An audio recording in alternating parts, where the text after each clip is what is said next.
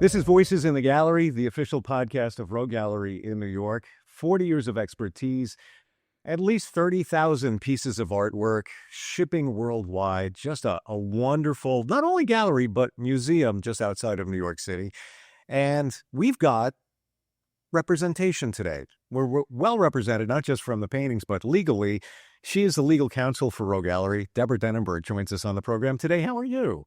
Very well, thank you. You are one of those people that we kind of forget about, but so important because the legal aspect of owning, selling art, it's an investment. I'm sure along the way that you've had to deal with some legal challenges. Anything that come to mind? Well, actually, there are some very interesting things that we've had to deal with, which are somewhat novel in my career because I've been a litigator where essentially I go to court and I prosecute claims and defend my clients against claims. Since I've gotten into the art world, it's also involving every aspect of the art, from authentication to things like setting up this museum, the lease agreement for this museum. There's a number of employees, so there's employment issues. I've even gotten involved in some things with the city. We're having a thing with the local DEP that I got involved in as well. Wow. You know what? It's my understanding that you can't just open up a museum and call, hey, I'm going to have a museum here. You have to go through some hurdles just to get that done. What'd you have to do to make this a museum? So what you'll quickly learn when you want to open a museum is that you can't use the word museum without permission from Albany, from the capital. So I had to get involved with the New York State Education Department, licenses or charters museums. So you can't use that word without their permission. There's other trigger words as well, but particularly a museum, you have to get permission. So I had to put together endless paperwork, bylaws. We had to have certain people on the board of directors. I believe you met Mr. Hirsch. He's on the board of directors as well. As well as Robert RoGallery, the principal of the gallery. And we had to have safety plans. I mean, this was a lot of work. And then I had to submit it to the education department in Albany. They had to review it. And of course, they sent it back for comments and changes and revisions, which then I had to do again. And it probably took 10 months or so. But we finally got our provisional charter in early May. And now I'm working on converting it into an absolute charter. But it was quite the learning experience doing all the paperwork. When I learned that there was general counsel on staff for a museum and a gallery, I was like, really? I mean, just call them up. You need... No, there's a lot going on here. Now, the gallery ships worldwide.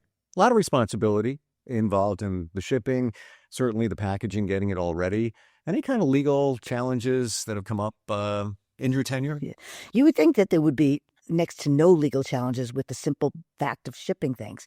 But in fact, we have a current issue presently where a large glass piece of art, which was in a bespoke packaging made at the gallery, they have that ability, was picked up by another gallery shipper. The other gallery wanted to put on a show. So the other gallery sent their shipping department. Well, the other gallery is a large international gallery that has galleries like a Sotheby's, but it's not Sotheby's. Sure. Has places all over the world, and they wanted to do a show of a particular type of art, which RoGallery had that artist and that genre. So they sent a third-party shipper, but it's their shipper, who came to the gallery and picked up the piece of art, and it was, as I said, in a bespoke box. And that shipper chose not to actually open the box and look at the piece of art. They took the art to the large gallery, the Sotheby's-like place. Again, it's not Sotheby's, who had another warehouse here in Long Island City, and they opened it up. We don't know what happened. They opened it up and they said, "Oh, it's all broken." And they said, "You got to come get it. We can't show this as part of our show." Was this glass? There was glass in it. Yes, that was part of the piece of art. We're like, wait a minute. We had a perfectly fine piece of art. Your shipper picked it up. Your shipper took it to your warehouse. You opened it up. Something happened after it left us.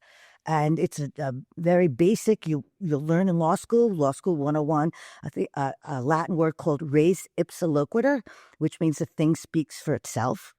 The example that you get in law school, and every first-year law student will relate to this, is somebody's walking down the street and a chair falls out of a hotel window and falls on them. The person walking down the street didn't do anything wrong. The hotel says it's not us, it's one of our guests. But vis-a-vis the person on the ground, it came from the hotel, so it's up to the hotel to figure it out. So our theory, our point here is that we know you picked up a perfectly fine piece and it came back all broken and like you could hear the rattly glass. So certainly if they picked it up at RoGallery, they would have heard, it was audible that it was broken. So now the shipper's pointing to us and to the gallery. The gallery's pointing to the shipper and us. We're pointing to the shipper and the gallery. And the gallery that picked it up. My gosh, what's that Latin term again? Res ipsa loquitur. And to all my law school professors, if I mispronounced it slightly, please don't hold it against me. I don't speak Latin. The other translation for the rest of us is buy some glue. Buy some glue, because I think they're going to need it at this point. Well, it is repaired. It is fully repaired now. But there's damage. There was a cost to the repair. And anytime a piece of art is repaired, it's a little, obviously a ding, like when you buy a used car and if it's been in a car accident, same thing with art. If the art has had some repair, it diminishes the value of it. Is there a Carfax for art? Yes, sort of. Is it right? Yes. And just like the car, it takes down the value. Yes, exactly. Wow. Exactly. Learned a lot today. Thank you so much for being here. Thanks for what you do within the gallery and also helping to put together the museum. Just fantastic. And Deborah, appreciate it. Thank you. Thank you. Now we're going for an absolute charter on the museum. What does that mean? Well, right now we have a provisional charter. So New York State requires you to get the provisional. And then there's certain things we have to do more paperwork and get a 501c3. 501c3. Right. Yeah. We're working on that right now. Nonprofit. Yes. And that's the next steps. And then we go for the absolute charter. Very exciting. Yes, yeah. It is fun. It is fun. Come down and see the museum.